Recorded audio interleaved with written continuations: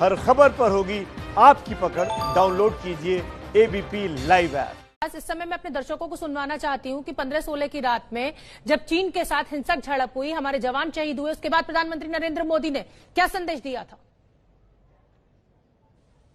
मैं देश को भरोसा दिलाना चाहता हूं, हमारे जवानों का बलिदान व्यर्थ नहीं जाएगा। हमारे लिए भारत की अखंडता और संप्रभुता सर्वोच्च है और इसकी रक्षा करने से हमें कोई भी रोक नहीं सकता। इस बारे में किसी को भी जरा भी भ्रम या संदेह नहीं होना चाहिए। भारत शांति चाहता है, लेकिन भारत उकसाने पर हर हाल में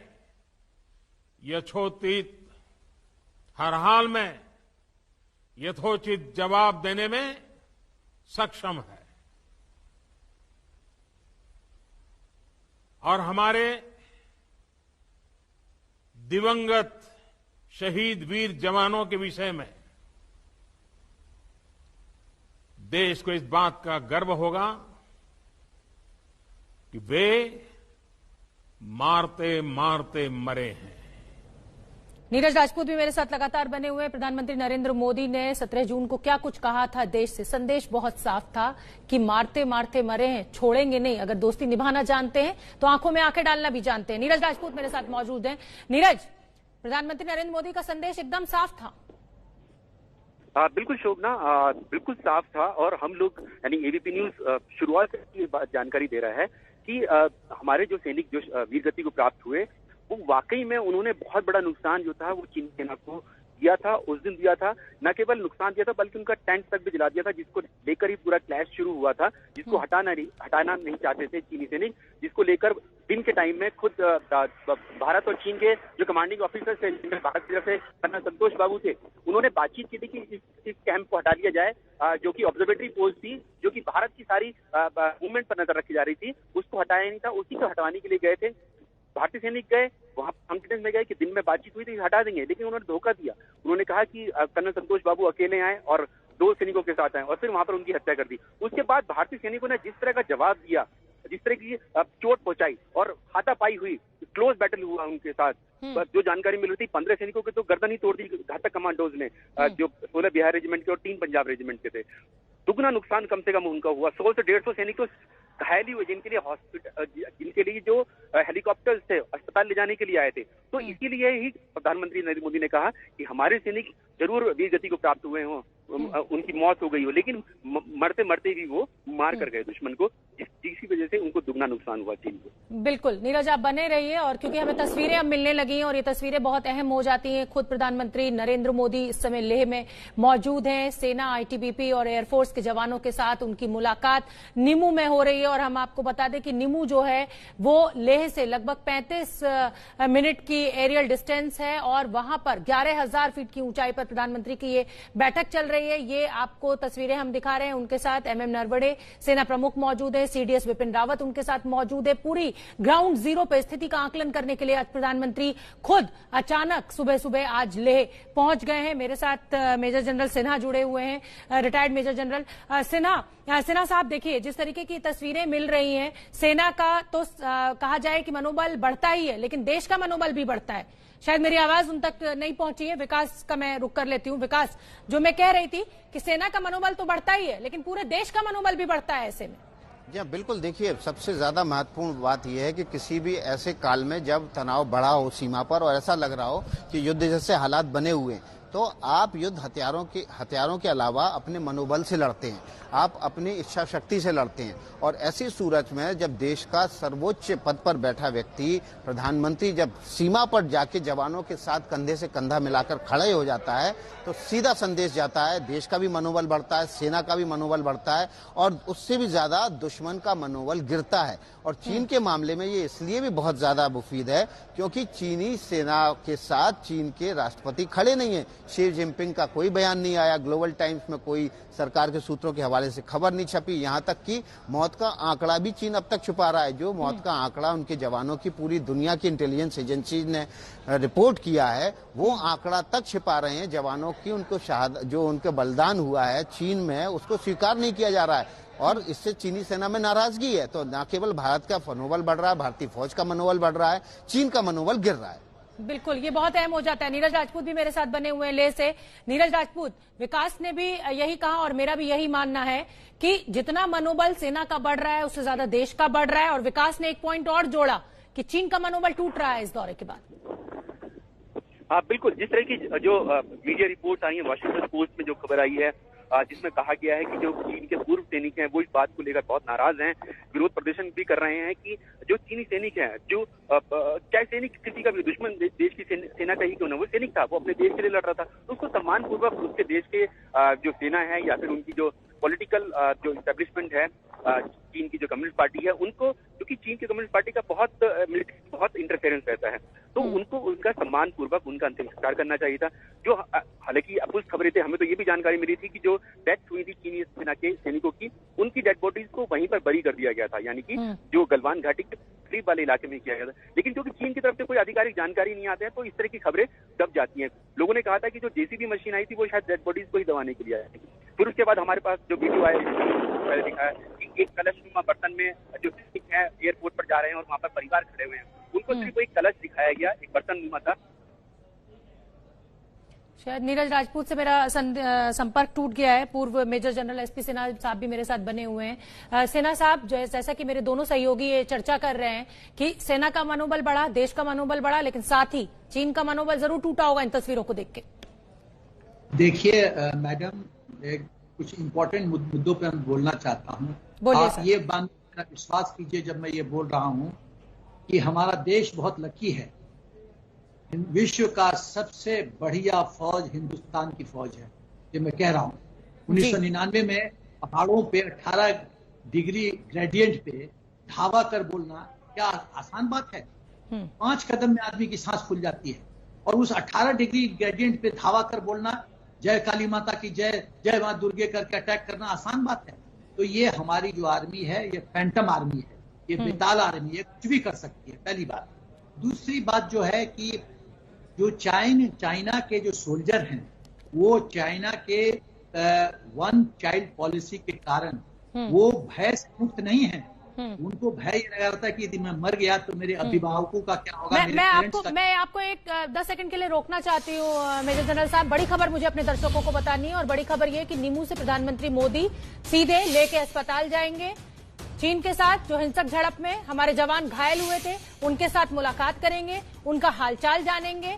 गलवान में घायल सैनिकों से प्रधानमंत्री की ये मुलाकात बहुत अहम हो जाती है। आज अचानक सुबह प्रधानमंत्री नरेंद्र मोदी लेह पहुंच गए हैं, वहां से वो नीमू पहुंचे हैं। वहां पर आईटीबीपी, सेना और एयरफोर्स के जवानों के साथ उन्होंने मुलाकात की है। उनके साथ chief of defence staff Bipin Rawat मौजूद हैं, उनके साथ सेना प्रमुख एमएम नरवणे मौजूद हैं। और अब नीमू से निकलकर वो पहुंचेंगे सीधे उन जवानों से मुलाकात करने के लिए जो कि चीन के साथ हिंसक झड़प में घायल हुए थे।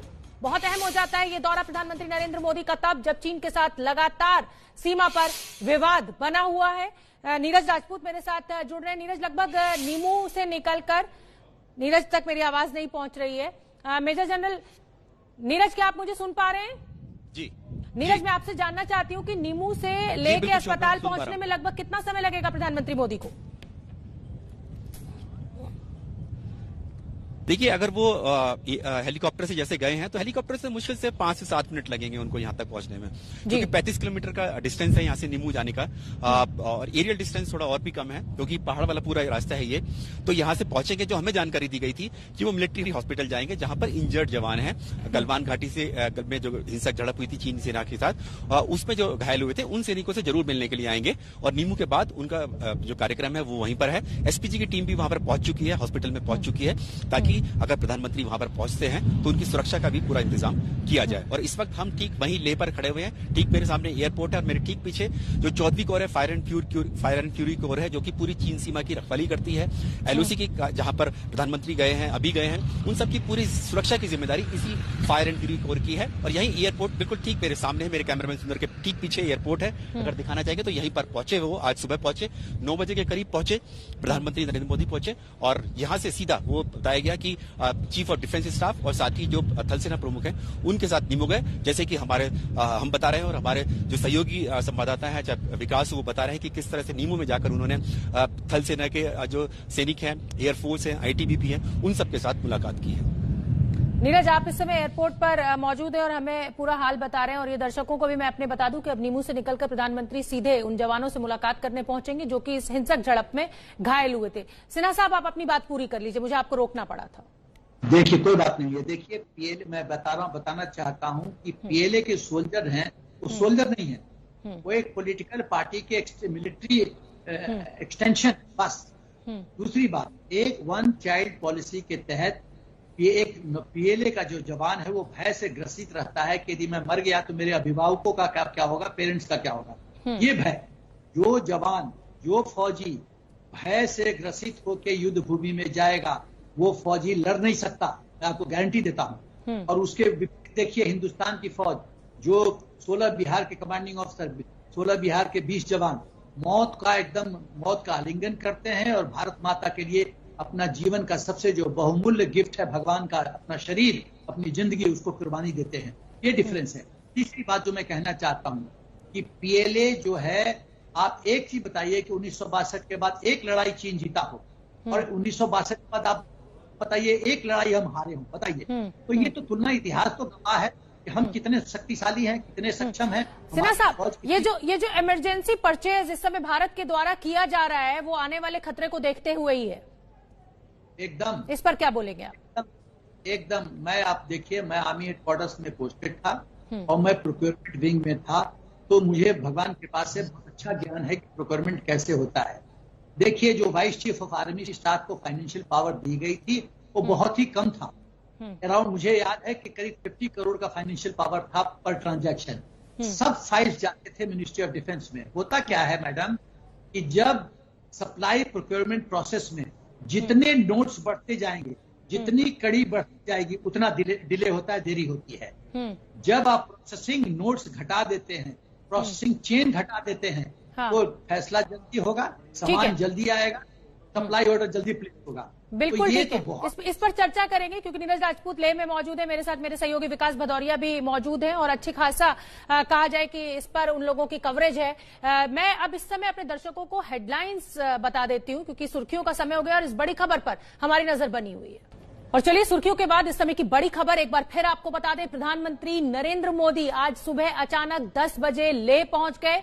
लेह से वो निमू पहुंचे हैं। निमू पे 11,000 फीट की ऊंचाई पर उन्होंने ITBP, एयरफोर्स और सेना के जवानों के साथ मुलाकात की और यहां से निकलकर प्रधानमंत्री सीधे उन घायलों के पास आएंगे जो कि हिंसक झड़प जब चीन के साथ हुई थी उसमें घायल हुए थे। नीरज राजपूत मेरे साथ बने हुए हैं, मेरे सहयोगी विकास भदौरिया मेरे साथ मौजूद है और retired major general SP Sinha साहब मेरे साथ मौजूद है। ये तस्वीर उस समय की जब प्रधानमंत्री नरेंद्र मोदी निमू पहुंचे हैं। उनके साथ chief of defence staff Vipin Rawat मौजूद हैं, उनके साथ सेना प्रमुख MM नरवणे मौजूद हैं। और हम अपने दर्शकों को बता दें कि आज रक्षा मंत्री को पहुंचना था, लेकिन सुबह सुबह अचानक खुद प्रधानमंत्री का दौरा लेह के लिए हुआ और घायलों से वो मुलाकात करेंगे। नीरज राजपूत का मैं रुख करना चाहूंगी। नीरज, इस समय क्या अपडेट, क्या प्रधानमंत्री निमू से निकल गए हैं? देखिए, जो जानकारी मिल रही है उसके मुताबिक उसके हिसाब से तो निकल जाना चाहिए उनको, लेकिन अभी आधिकारिक तौर से कोई पुष्टि नहीं आई है क्योंकि सारे सैन्य कमांडर्स उनके साथ ही हैं। तो जो भी जानकारी आएगी, और मैं एक और चीज बता दूं, क्योंकि सुरक्षा के लिहाज से कॉन्फ्लिक्ट जोन है पूरा, चाहे वो निमू की तरफ LOC का इलाका हो या फिर दूसरी तरफ पूर्वी लद्दाख में हो, तो ये सुरक्षा कांडों से थोड़ा डिफर्ड किया जाता है। प्रधानमंत्री के मूवमेंट्स जो भी होते हैं क्योंकि बहुत करीब यहाँ से है, हमें लगता है कि 150 किलोमीटर होगी यहाँ से LAC, लेकिन अगर एरियल डिस्टेंस देखें, अगर हम लोग दुश्मन की एयर पावर की बात करें, फाइटर जेट्स की बात करें, मिसाइल्स की, उनके लिए मुश्किल से ये सेकंड्स का काम है या फिर मिनट्स का काम है। इसलिए हमें थोड़ा सा इस चीज का ध्यान रखना होगा कि प्रधानमंत्री की मूवमेंट जो है उसको हम थोड़ा डिफर्ड करके बताएं कि कहां निकलने वाले हैं। जैसे कि हम लोग अमूमन क्योंकि कवर हम लोग करते हैं चाहे सेना से जुड़ी हुई या प्रधानमंत्री से जुड़ी हुई, तो हम थोड़ा सा रुक के बताते हैं कि भाई बाद में। और जैसे उनके साथ भी जो मीडिया कर्मी होते हैं, जो वीडियो कर्मी जाते हैं, वीडियो बनाते हैं, वो भी डिफर्ड करके देते हैं। वो सिर्फ सुरक्षा के कारणों के होता है और किसी वजह से नहीं होता है, क्योंकि हमें ऐसा लगता है कि बहुत 150 किलोमीटर है, लेकिन 150 किलोमीटर अगर एरियल एंगेजमेंट देखेंगे तो विद इन मिनट्स की बात होती है। बिल्कुल आप ठीक कह रहे हैं नीरज। और जिस तरीके से वीडियोस मिलने लगते हैं, प्रधानमंत्री का कहीं भी अमूमन दौरा होता है, इस बार हमें वीडियो ना दिखाकर हम अपने दर्शकों को तस्वीरें दिखा रहे हैं। और आप सभी बने रहिए मेरे साथ। नीरज ने हमें एक रिपोर्ट भेजी है, जब प्रधानमंत्री नरेंद्र मोदी लेह पहुंचे थे, वो रिपोर्ट देख लेते, उसमें अहम जानकारी है। चीन सीमा पर चल रही तनातनी के बीच प्रधानमंत्री नरेंद्र मोदी लेह लद्दाख के दौरे पर पहुंचे हैं। औचक उन्होंने दौरा किया। हालांकि खुद रक्षा मंत्री को यहां पर पहुंचना था, राजनाथ सिंह को पहुंचना था, लेकिन उनकी विजिट जो थी बीती जो शाम थी वो कैंसिल कर दी गई, रिशेड्यूल कर दी गई। और उनकी जगह पर जानकारी मिली कि प्रधानमंत्री नरेंद्र मोदी पहुंचे हैं। यहां पर एयरपोर्ट पर पहुंचे, इस जगह जहां हम खड़े हुए हैं, ये फायर एंड फ्यूरी कोर जो यहां पर तैनात है पूर्वी लद्दाख में चीन सीमा पर, उसके हेडक्वार्टर के ठीक सामने ही जो मिलिट्री एयरपोर्ट है वहां पर पहुंचे। सुबह में पहुंचे, चीफ ऑफ डिफेंस स्टाफ उनसे पहले ही पहुंच गए थे और वो सीधे फिर उनको लेकर चले गए। ये जानकारी मिल रही है कि फॉरवर्ड एक बेस पर पहुंचे हैं, नीमू में पहुंचे हैं। नीमू दरअसल लेह से करीब 35 किलोमीटर की दूरी पर है। एलओसी पर ये जगह है, नीमू है, जहां पर सैन्य कमांडर से मुलाकात की और उसके बाद वहां पर उनकी पूरी ब्रीफिंग हुई। तो जानकारी मिल रही है, और अब जो जानकारी मिल रही है कि नीमू से निकलने के बाद वो तुरंत लेह में हॉस्पिटल में पहुंचेंगे, मिलिट्री हॉस्पिटल में पहुंचेंगे, जहां पर जो घायल सैनिक हैं, जो गलवान घाटी में जो घायल हुए थे चीनी सेना के साथ झड़प में, उनसे मुलाकात करेंगे और उनका मनोबल बढ़ाएंगे। मनोबल बढ़ाने के साथ साथ ये एक संदेश भी है, चीन को संदेश है कि हमारी जो सैनिक है, सेना है, उनके पीछे जो है पूरा देश खड़ा हुआ है, देश का नेतृत्व खड़ा हुआ है। और जो चीन से मिलने वाली किसी भी चुनौती से निपटने के लिए न केवल सैनिक बल्कि पूरा देश तैयार है। कैमरामैन सुंदर के साथ नीरज राजपूत, एबीपी न्यूज, लेह लद्दाख।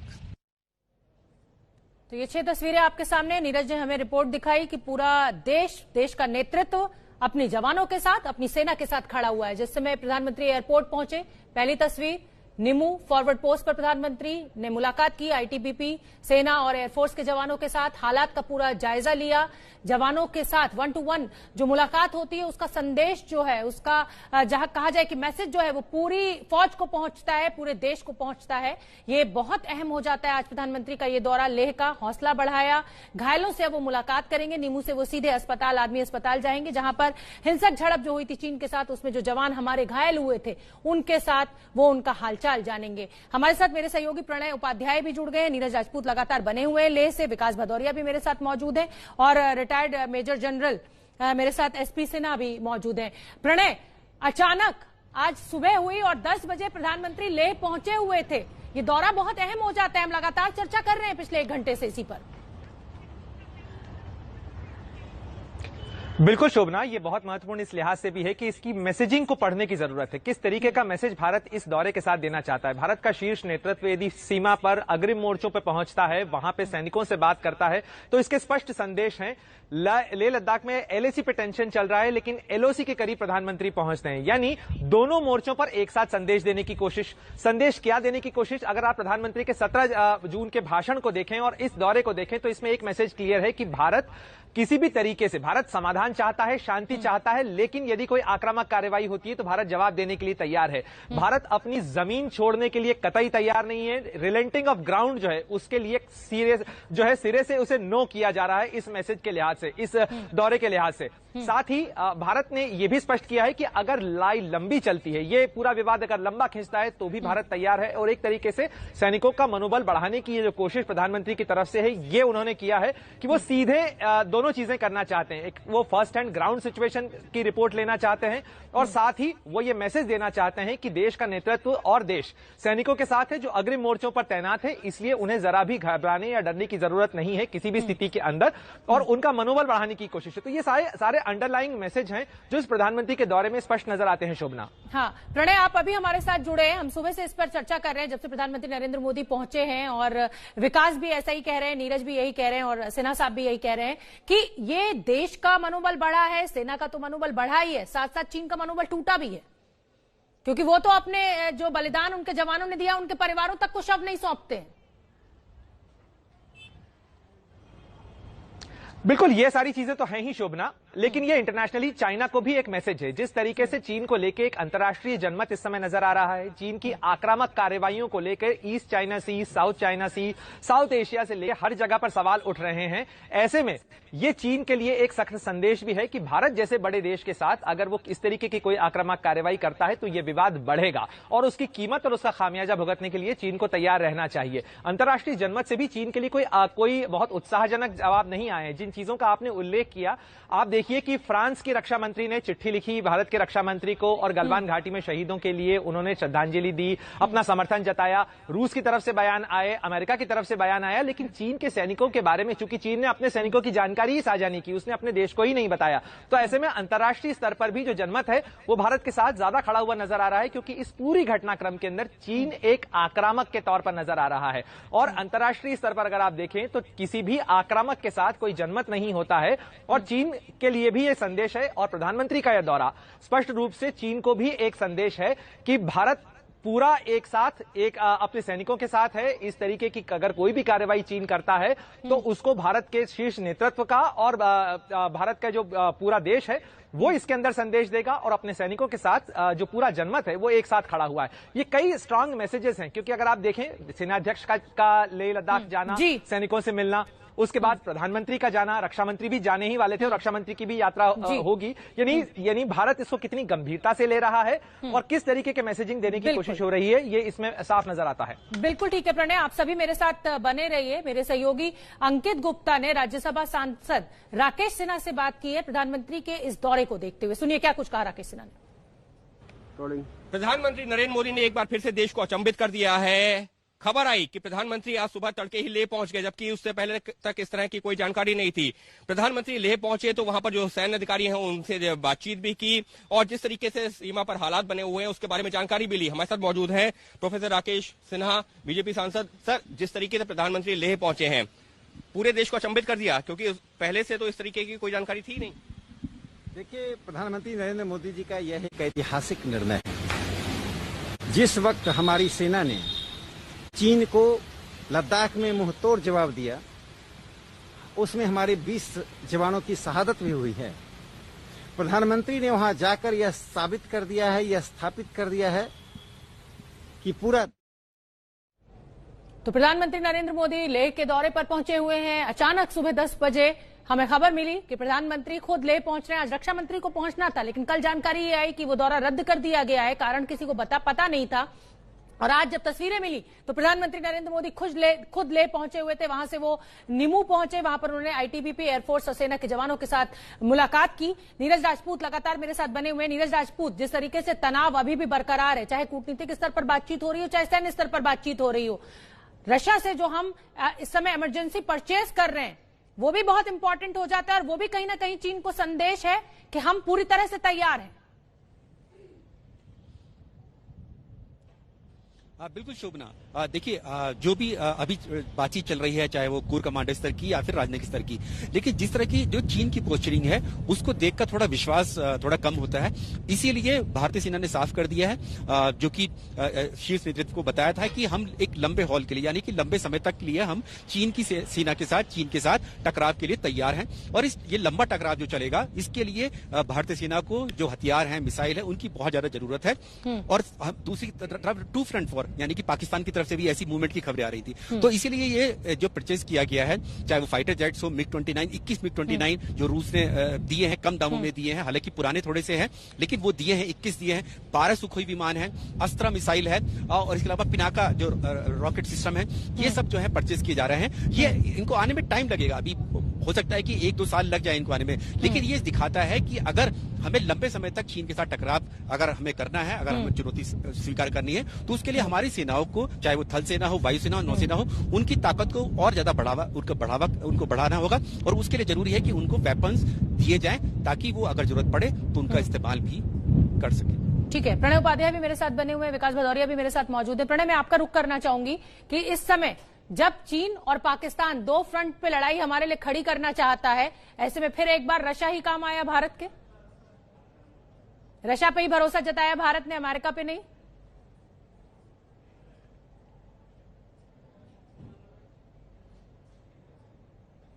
शायद प्रणय तक मेरी आवाज नहीं पहुंची है। विकास भदौरिया, यही सवाल मेरा आपसे भी है। जी देखिए, भारत की हमेशा से स्थिति साफ रही है कि जो वक्त पे काम आएगा हम उसका साथ लेंगे। देखिए, तमाम जो हथियार औजार अभी हथियार खरीदने की बात रूस से हुई है, जैसा कि अभी कल बैठक हुई थी उसमें रक्षा मंत्री ने क्लियर भी किया, उसमें सुखोई MiG-29 है, तो ये तमाम विमान हम रशिया से ले चुके हैं, तो वहीं से खरीदे जाएंगे। लेकिन उसके अतिरिक्त जो सबसे बड़ी साझेदारी है, जो सबसे बड़ा रणनीतिक समर्थन है, वो हमें अमेरिका से ही मिल रहा है। और आपने देखा कि किस तरह से अमेरिका ने अपनी पूरा नेवल कैवलकैड जो है वो हिंद महासागर की तरफ मूव कर दिया है। तो भारत हमेशा से अमेरिका का भी साथ लेगा, रूस का भी साथ देगा, उन देशों का भी साथ लेगा जो चीन के खिलाफ है। ऑस्ट्रेलिया भी उसी तरह समर्थन कर रहा है, फ्रांस भी उसी तरह समर्थन कर रहा है। दुनिया के तमाम देश भारत के साथ खड़े हुए हैं, क्योंकि आज दुनिया चीन के हर तरह से खिलाफ हो गई है, चाहे वो कोरोना वायरस का मसला हो, चाहे उसके टेलीकॉम उपकरणों के दुनिया भर के देशों में जासूसी का मसला हो। हर जगह चीन के खिलाफ आवाजें उठ रही हैं और भारत इसी जो चीन के खिलाफ विरोध की जो मुखर आवाज दुनिया में उठ रही है उसका लाभ लेगा। उसका लाभ चाहे रूस से मिले, चाहे अमेरिका से मिले। हमारा दुश्मन अगर चीन है तो उसके खिलाफ जो भी दुश्मनी, जो भी साथ में भारत के खड़ा होना चाहेगा उसके साथ खड़ा होगा। बिल्कुल ठीक है। मेजर जनरल सिन्हा का मैं रुख करना चाहती हूँ। सिन्हा साहब, साउथ एशिया सी में भी जिस तरीके से चाइना के खिलाफ सभी देश एकजुट हो गए, कहीं ना कहीं चाइना कॉर्नर्ड है और क्या ध्यान भटकाने के लिए वो इस तरीके की हरकतों को अंजाम दे रहा है। चाहे हांगकांग का मुद्दा उसने खड़ा कर दिया हो। शायद संपर्क हमारा टूट गया है, प्रणय तक शायद मेरी आवाज पहुंच रही है। प्रणय, आप मुझे सुन पा रहे हैं? तो बड़ी खबर इस समय की एक बार फिर हम अपने दर्शकों को बता देते हैं। तस्वीरें आपके सामने हैं। प्रधानमंत्री नरेंद्र मोदी आज सुबह अचानक लेह दौरे पर पहुंचे हैं। वहां से लेह एयरपोर्ट से वो सीधे निमू पहुंचे। वहां पर उन्होंने सेना के जवानों के साथ मुलाकात की। उनके साथ chief of defence staff Vipin Rawat और सेना प्रमुख MM नरवणे मौजूद हैं। अब वो यहां से निमू से सीधे निकलकर पहुंचेंगे आर्मी अस्पताल और उस अस्पताल में वो घायलों के साथ मुलाकात करेंगे, उनका हालचाल पूछेंगे और दोपहर 12:30 बजे तक वो दिल्ली लौट आएंगे। नीरज राजपूत, कोई और अपडेट इस खबर पर, क्योंकि आप लेह में मौजूद हैं? बिल्कुल, जो अभी तक तो हमें जानकारी मिल पाई थी वो यही था, बताया गया था कि बहुत एक अचानक दौरा, जो कि औचक दौरा है ये प्रधानमंत्री नरेंद्र मोदी का। CDS के बारे में हमें कल ही इस बात में कंफर्मेशन मिल गई थी कि वो आज आने वाले हैं। प्रधानमंत्री के बारे में भी मिल रही थी रात ही, देर रात अगर आप शुभ ना यकीन करें तो मेरे को ये जानकारी मिल रही थी कि प्रधानमंत्री आ सकते हैं यहाँ पर, लेकिन ऑफिशियल कंफर्मेशन उसकी नहीं थी यहाँ पर। तो उसके बाद यहाँ पर जो हमें जानकारी मिल पाई है उसके मुताबिक बहुत छोटा प्रोग्राम उनका यहाँ पर रखा गया है। मिलेंगे, सैनिकों से मिलेंगे, कमांडर से मिलेंगे और उसके बाद तुरंत यहाँ पर चले जाएंगे यहाँ से। लेकिन ये छोटी सी विजिट भी ये बहुत ज्यादा मायने रखती है सेना के लिए, सैनिकों के लिए, देश के लिए और दुश्मन देश के लिए भी और पूरी दुनिया के लिए भी, कि कॉन्फ्लिक्ट जोन जब पूरी भारत और चीन की सेना, दुनिया की दो सबसे बड़ी सेनाएं आमने सामने हैं, उस वक्त उस देश के, भारत के जो राजनीतिक लीडरशिप है यानी कि प्रधानमंत्री है, वो खुद कॉन्फ्लिक्ट जोन में पहुंच गए। ये कॉन्फ्लिक्ट जोन है जहां हम खड़े हुए हैं, लेह में खड़े हुए हैं, जहां पर 4वीं कोर का यहाँ पर मुख्यालय है। यहाँ पर पहुंचना अपने आप में अच्छे जो मिलिट्री लीडर्स हैं वो भी बचते हैं, क्योंकि हेलीकॉप्टर से आना होता है, एयरक्राफ्ट से आना होता है और दुश्मन की जो सीमाएं बहुत करीब है यहाँ से, दोनों फ्रंट ही है। मेरे ठीक पीछे देखेंगे, इस तरफ देखेंगे, पीछे की तरफ देखेंगे तो ये LOC। आप अपने कैमरामैन से कहिए हमें फुल फ्रेम दिखाएं। जाएंगे तो LOC होगा और बिल्कुल दिखाइए नीरज जी। मैं बताता हूं आपको, मैं जहां यहाँ खड़ा हूं, ये फायर एंड फ्यूरी कोर है, जो कि 4वीं कोर है। फायर एंड फ्यूरी नाम से ही समझ में आता है, इसका नाम ही शोभना समझ लीजिए, फायर एंड फ्यूरी है, फायर और गुस्से वाली है और इसीलिए इसका नाम रखा गया है। इसकी जिम्मेदारी क्या है, जो इधर की तरफ हम बाई तरफ अगर हम जाते हैं तो ये रास्ता सीधा चला जाता है ये पैंगोंग लेक के लिए, दुर्बुक के लिए, DBO के लिए। यहाँ से करीब दुर्बुक की जो दूरी होगी, करीब 100 किलोमीटर की दूरी यहाँ से दुर्बुक है, जो आपने सुना होगा नाम, जो दुर्बुक, श्योक और DBO रोड, जिसको लेकर चीन परेशानी खड़ी कर रहा है, वो इसी रास्ते से जाते हैं। मेरे पीछे जो है ये बाई तरफ एयरपोर्ट है, ये मिलिट्री एयरपोर्ट है, इसलिए मना करते हैं कि यहाँ की फोटोग्राफी ना करें। मैं कहूंगा सुंदर कैमरामैन से ना दिखाएं। लेकिन जो ये रास्ता जा रहा है, ये रास्ता 1999 में बना था करगिल युद्ध के ठीक बाद। ये सीधा नीमो जाता है, ये वाला रास्ता दाईं तरफ, यहाँ से 35 किलोमीटर है नीमो, और यहाँ पर थोड़ी दूरी 10-12 किलोमीटर पे ही संगम है जहाँ पर सिंधु नदी बहती है, जो लद्दाख से निकलती है फिर पाकिस्तान चली जाती है, वो इधर ही बहती है। और नीमू यहाँ से 35 किलोमीटर है, और इसके नीमू के सामने करगिल है, द्रास है, और उसके दूसरी तरफ गिलगित बाल्टिस्तान, जहां खबर आई थी कि पाकिस्तान ने भी अपनी सैनिकों की मूवमेंट बढ़ा दी है। तो ये सारी जगह है। और अगर हम बात करेंगे फायर एंड फ्यूरी की, फॉलो मी, ये इस कोर की विशेषता ही है कि ये कोर ऐसी है जो दोनों फ्रंट यानी कि 2 फ्रंट पर तैनात है, चीन की तरफ भी और पाकिस्तान की तरफ भी। ऐसी कोई कोर अभी तक भारतीय सेना की नहीं है जो 2 फ्रंट पर काम करती है। वो या तो पाकिस्तान पे करती है या फिर चीन के या फिर रिजर्व फोर्स, जिसे स्ट्राइक कोर बोलते हैं, वो होती है। लेकिन ये कोर ऐसी है, इसीलिए इसकी बहुत ज्यादा इंपॉर्टेंस है भारतीय सेना में। 14वीं कोर है, 14 और ये उत्तरी कमांड के अंदर में आती है जो कि उधमपुर में है। तो ये इसकी महत्वपूर्ण इसी जिम्मेदारी है कि दोनों तरफ यानी कि चीन की तरफ भी और पाकिस्तान दोनों की सुरक्षा करती है। बिल्कुल। तो नीरज राजपूत ने हमें बहुत अहम तरीके से अच्छी तरह से लोकेशन समझाई। सिन्हा साहब भी मेरे साथ जुड़ गए हैं। सिन्हा साहब, बहुत दुर्गम इलाका है। देखिए जिस तरीके से सेना वहां पर टफ सिचुएशंस में, टफ कंडीशंस में, कठिन मौसम में काम करती है, वो सराहनीय है। प्रधानमंत्री का वहां पहुंचना, सेना के जवानों से मुलाकात करना, संदेश बहुत बड़ा। मैं बार बार एक ही सवाल पर आ रही हूं आपके साथ, क्योंकि कुछ दर्शक मुझसे अभी जुड़े होंगे। एकदम। देखिए मैडम, ऐसा है कि जब देश का मुखिया अपने सुरक्षा का, जोखिम का और खतरा का को दरकिनार करते हुए यदि राष्ट्र हित में जमीनी स्तर पे जाते हैं, ग्राउंड जीरो पे जाते हैं, तो कई संदेश जाता है लोगों को। चीन को जाता है, पाकिस्तान को जाता है, हिंदुस्तान की फौज का मोराल ऊपर होता है, देश को विश्वास होता है कि पूरे स्थिति को प्रधानमंत्री खुद कंट्रोल कर रहे हैं। तो ये बहुत बड़ी बात है। दूसरी बात जो मैं कहना चाहता हूं कि जब लड़ाई होती है 2 देशों में, तो जो देश का मुखिया है, प्रधानमंत्री है, दोनों देश एक दूसरे के प्रधानमंत्री को या प्रेसिडेंट को तौलने की कोशिश करते हैं। टेस्ट ऑफ नर्व्स है कि किसका स्टील का नर्व्स है, कौन झुकता है, कौन भयभीत होता है, और किसकी इच्छा शक्ति बहुत प्रबल है, बहुत सुदृढ़ है। तो इस मामले में हिंदुस्तान आज बहुत लकी है कि मोदी जी प्रधानमंत्री हैं। आप देखिए कि एरियल डिस्टेंस जो है, जहां जहां प्रधानमंत्री जी गए हैं और हेलीकॉप्टर से जा रहे हैं, तो दुश्मन के इलाके से air travel time, air distance बहुत कम है। जमीन पे कुछ भी डिस्टेंस हो, 100, 150, 200 किलोमीटर हो, एरियल डिस्टेंस मिनटों का खेल है। तो प्रधानमंत्री की सुरक्षा तो खतरे में है, लेकिन उसकी परवाह किए बिना वो जमीनी स्तर पे जाते हैं। और मैं एक चीज और कहना चाहता हूं कि ये 2 संदेश है, एक है पॉलिटिकल संदेश, एक है दूसरा है फौजी संदेश। पॉलिटिकल संदेश है चीन और पाकिस्तान को कि प्रधानमंत्री जी हरेक क्षण के ऑपरेशनल सिनेरियो से अवगत हैं और उनको पता है कि क्या हो रहा है, और हिंदुस्तान की सरकार, हिंदुस्तान का फौज सक्षम है हिंदुस्तान को पूरी। शायद उनसे संपर्क टूट गया। नीरज राजपूत मेरे साथ बने हुए हैं और विकास भदौरिया मेरे साथ बने हुए हैं। विकास भदौरिया, हम लगातार पिछले 1-1.25 घंटे से यही चर्चा कर रहे हैं कि देश और देश का नेतृत्व दोनों आज अपनी सेना के साथ खड़ा हुआ है, जो कि चीन में बिल्कुल भी नहीं है। मैं आऊंगी इस सवाल के जवाब के लिए, लेकिन 6 तस्वीरें मैं अपने दर्शकों को पहले दिखाना चाहती हूं। एयरपोर्ट पहुंच गए प्रधानमंत्री नरेंद्र मोदी, लेह एयरपोर्ट। अचानक सुबह सुबह खबर ये आई कि खुद प्रधानमंत्री नरेंद्र मोदी लेह पहुंच रहे हैं, सेना से मुलाकात वो करेंगे और फिर फॉरवर्ड पोस्ट निमू वो पहुंच गए, जहां पर आईटीबीपी, सेना और एयरफोर्स के जवानों के साथ उन्होंने मुलाकात की। सेना के आला अधिकारी उनके साथ मौजूद हैं, उनसे उन्होंने ग्राउंड रिपोर्ट ली, हर अपडेट लिया कि आगे क्या रणनीति रहने वाली है सेना की, क्योंकि खुला हाथ सेना को कहा जाए कि सरकार की तरफ से दिया गया है हर फैसला लेने का। जवानों से मुलाकात, हौसला बढ़ाया, और अब नीमू से निकलकर वो सीधे सैन्य अस्पताल जाएंगे, जहां पर कि वो घायलों से मुलाकात करेंगे, उनका हालचाल जानेंगे और उसके बाद दिल्ली वापस लौट आएंगे। दोपहर 12:30 बजे लगभग उनकी वापसी होगी। विकास भदौरिया मेरे साथ जुड़े हुए हैं। विकास भदौरिया, जवाब दीजिए, मैंने आपसे भी सवाल उठाया था एक।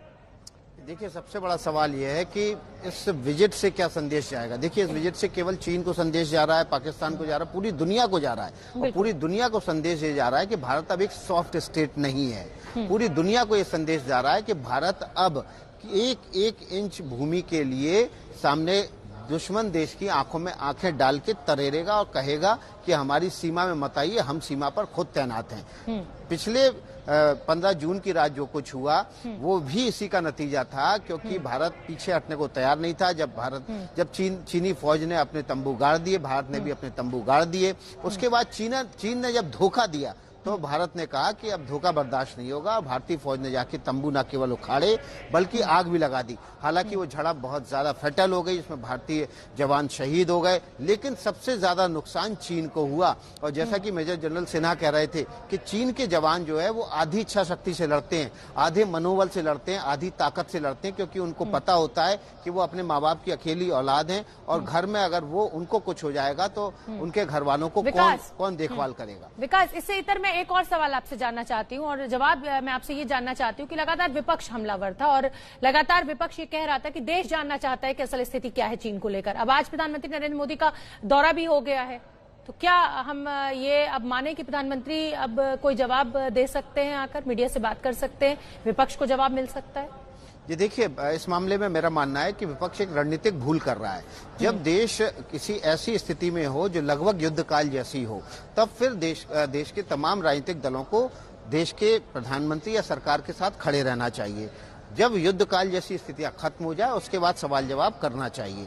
लेकिन यहाँ पर एक रणनीतिक भूल की विपक्ष ने और समय से पहले सवाल उठाना शुरू कर दिया। और आज प्रधानमंत्री ने, देखिए, अभी तक उन्होंने कुछ नहीं कहा इस बारे में, बिना कुछ कहे सिर्फ अपने एक एक्ट से उन्होंने इतने सारे सवालों के मुंह बंद कर दिए, इतने सारे सवालों के जवाब दे दिए कि अब विपक्ष क्या पूछेगा, ये अगर वो फिर से विपक्ष कोई सवाल उठाएगा तो उसका भरपूर जवाब फिर मिल जाएगा अगले किसी एक्ट से। तो बिना कुछ कहे संकेतों के जरिए, संदेशों के जरिए न केवल दुश्मन देश को जवाब दे दिया, देश में तमाम जो राजनीतिक दल हैं जो सवाल उठा रहे थे उनको जवाब दे दिया और दुनिया को भी संदेश पहुंचा दिया है कि भारत से दूर रहो।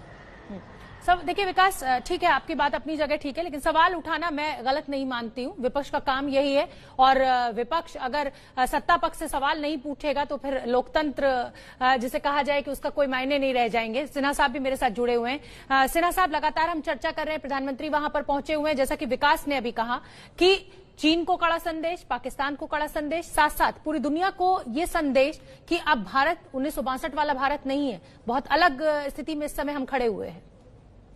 देखिए, पहले भूतकाल में जो हिंदुस्तान की छवि थी वो छवि थी सॉफ्ट स्टेट का, कि आप जितना भी परेशान करना चाहते हैं हिंदुस्तान को परेशान कीजिए, यहाँ पर जो पॉलिटिकल लीडरशिप है उसका रिस्पांस होगा कि हम इसकी घोर निंदा करते हैं, बात वहीं खत्म हो जाती है।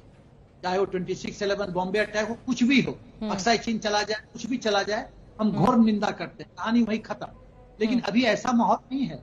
अभी हेड ऑन समस्या को हेड ऑन प्रधानमंत्री मोदी जी लेते हैं और फ्रंट से लीड करते हैं, पर्सनल उदाहरण देके लीड करते हैं, फौज को पूरी तरह से ऑपरेशनल फ्रीडम देते हैं। 1993, 96 और 2005 का जो रस्सी हम लोग का हाथ में बांध दिया था फौज को कि फायर आर्म्स नहीं कैरी किया जाएगा, उसको संशोधित करते हैं, मॉडर्नाइजेशन फौज की करते हैं, रक्षा मंत्री जी को भेजते हैं रूस में जल्दी से जल्दी S-400 आए, रफाल का डिलीवरी एडवांस किया जाता है, इजराइल से मिसाइल सिस्टम लेने की बात होती है, होविट्जर 777 अमेरिका से लेने की बात होती है। तो आप देखिए, और चीन के खिलाफ मल्टी फ्रंट खोला जाता है चीन के खिलाफ हिंदुस्तान के द्वारा, चाहे ताइवान की बात हो रही हो, हांगकांग की बात हो रही हो, तो सब जगह तिब्बत की बात हो रही हो, साउथ चाइना सी की बात हो रही हो, इंडियन ओशन रीजन की बात हो, तो चीन के खिलाफ मल्टी फ्रंटल अटैक जारी किया जा रहा है और अमेरिका के साथ मिलके एंटी चाइना इकोनॉमिक और मिलिट्री अलायंसेस को एक नया स्वरूप देने की कोशिश हो रही है। आप क्वाड की चर्चा कीजिए तो चीन जानता है कि वो पूरी तरह से घिर चुका है। एक्चुअली प्रेसिडेंट जी पिंग कई कारणों से दलदल में घुसते जा रहे हैं। हिंदुस्तान का कुशल नेतृत्व, फौज की सक्षमता और पीएलए के अंदर बिल्कुल ठीक है, पीएलए के अंदर जागती हुई विद्रोह। सिन्हा साहब, मैं आपको रोकना चाहूंगी क्योंकि अब सियासत शुरू हो चुकी है प्रधानमंत्री नरेंद्र मोदी के इस दौरे को लेकर और